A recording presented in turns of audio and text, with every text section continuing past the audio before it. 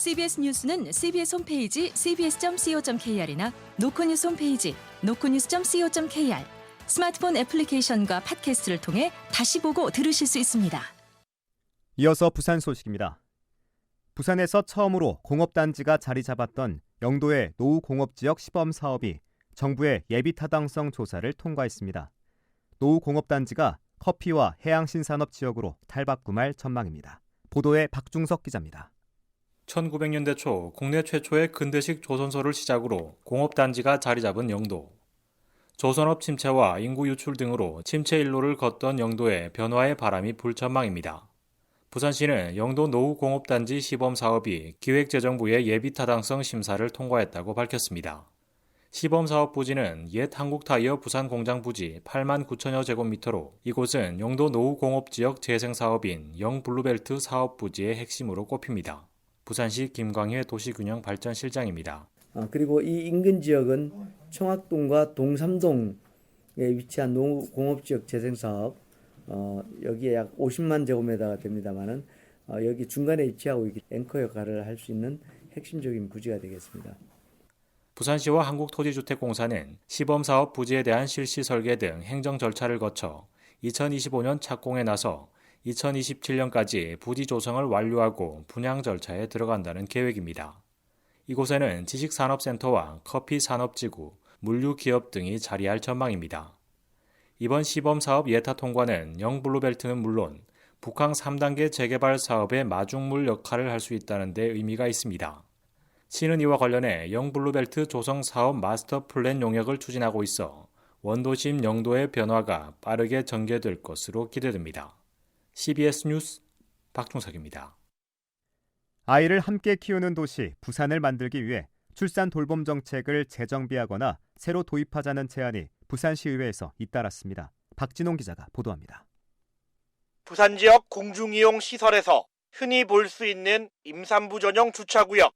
이곳에 주차된 차량 절반 이상은 임산부가 아닌 사람이 무단으로 주차하는 실정입니다. 부산 지역 2030 세대는 성평등 정책의 하나로 도입된 여성 우선 주차장 제도가 필요하지 않다고 생각한다는 조사 결과도 있습니다. 오늘 열린 부산시의회 제317회 정례회에서는 이런 문제를 개선하고 초저출생 현상을 완화하기 위해 가족 배려 주차구역을 도입하자는 제안이 나왔습니다.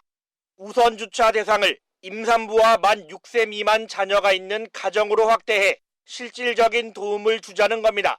정채숙 부산시 의원입니다. 몇 가지 번뜩이는 아이디어나 재정 투입도 중요하지만 아이를 낳아 키우기에 존중받고 불편함을 덜 느끼게 하는 일도 무엇보다 중요하다고 생각합니다. 박종철 시의원은 일하는 자녀를 대신해 손자, 손녀를 돌보는 조부모에 대한 지원책 마련을 주장했습니다.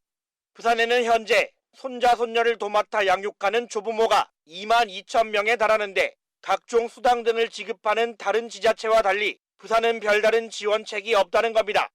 박 의원입니다. 부산에서도 손자녀를 돌보는 조부모들 돌봄 인력으로 인정하여 그에 상응하는 지원 대책이 필요한 시점입니다.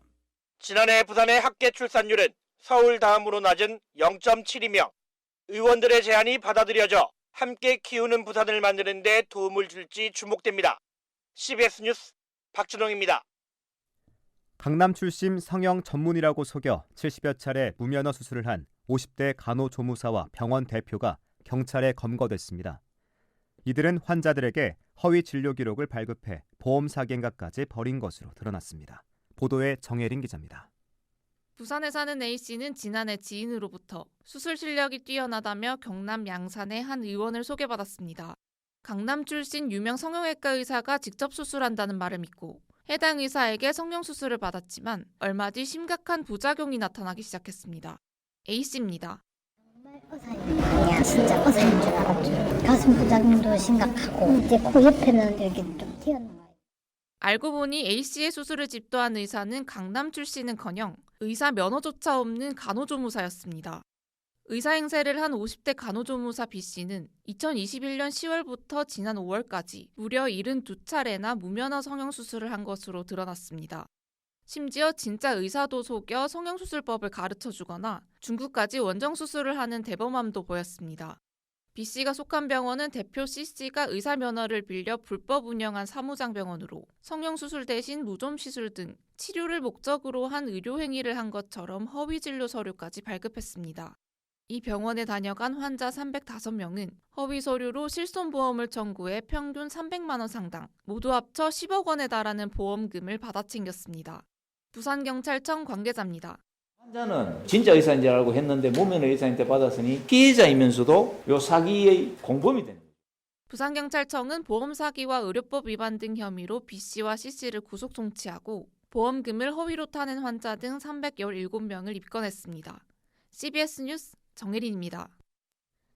올여름 돌발성 집중호우로 인한 하천 고립 사고가 잇따른 가운데 부산시가 호우 예비특보 발효 시 즉각 하천 출입을 차단하는 등의 대책을 내놨습니다. 시는 먼저 각 지자체에서 별도로 관리하던 하천 진출입 차단 기준을 통일하고 호우 예비특보가 내려지면 즉각 하천 출입을 차단하기로 했습니다.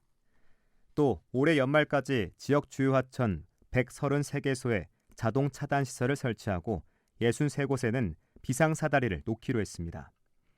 시는 이와 함께 호우나 태풍 등 자연 재난 상황을 관리하는 협업부서를 확장하고 비상근무 인원을 증원했습니다.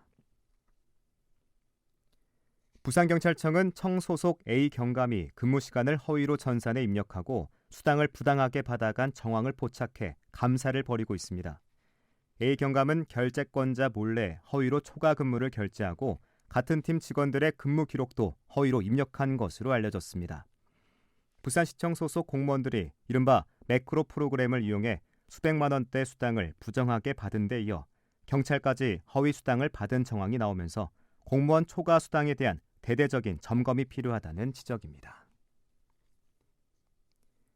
부산시의회는 오늘 본회의를 시작으로 제317회 정례회를 개회했습니다. 43일간 진행되는 이번 정례회 기간에는 부산시와 부산시 교육청에 대한 행정사무감사가 진행됩니다. 또 내년도 예산안을 비롯해 조례안 36건과 동의안 19건 등 모두 59건의 안건을 처리할 예정이며 첫날인 오늘은 의원 12명이 5분 자유 발언을 통해 부산시정과 교육행정에 대한 문제를 제기했습니다. 부산시와 신용보증기금이 손을 잡고 지역특화 스타트업 육성에 나섭니다.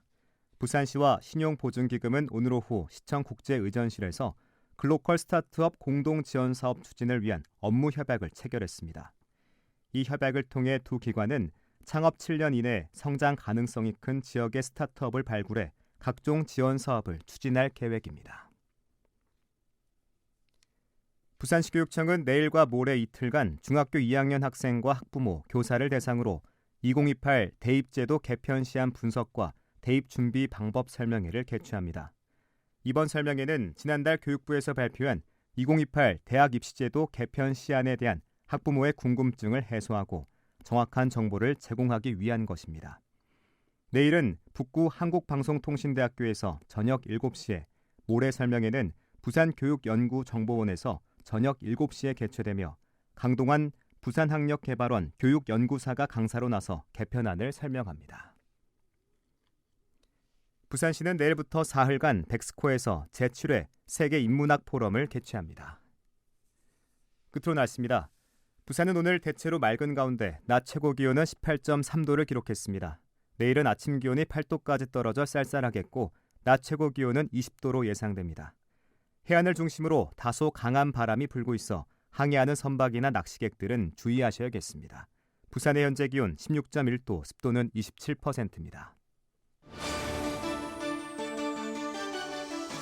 부산 CBS 저녁 종합 뉴스를 마칩니다. 지금까지 진행해 엔지니어 강일구, 기자 박중석, 아나운서 국재일이었습니다.